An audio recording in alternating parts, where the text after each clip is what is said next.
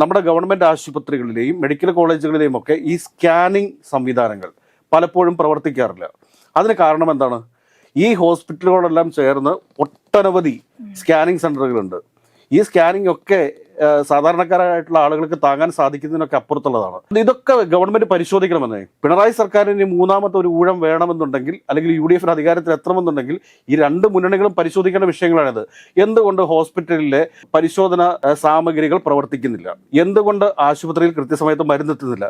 മരുന്ന് കമ്പനികൾക്ക് പണം നൽകുന്നില്ല എന്നുള്ളതായിരിക്കും ഒരുപക്ഷെ പറയാൻ വേണ്ടി പോകുന്നത്. ഇപ്പം മരുന്ന് കമ്പനികൾ പറയാൻ പോകുന്നത് എന്താണ്? മരുന്ന് കമ്പനികൾക്ക് പണം ലഭിച്ചിട്ടില്ല, അതുകൊണ്ടാണ് തങ്ങൾ മരുന്ന് സപ്ലൈ ചെയ്യാത്തത് എന്നൊക്കെ ആയിരിക്കും.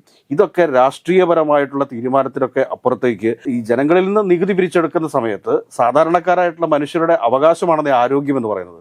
അപ്പോൾ ആരോഗ്യ മേഖലയിൽ ആവശ്യത്തിന് മരുന്ന് എത്തിച്ചു നൽകാത്ത ഒരു സർക്കാർ എന്ന് പറയുന്നത് അത് തികഞ്ഞ പരാജയമാണ് എന്ന് തന്നെ നമുക്ക് പറയേണ്ടി വരും.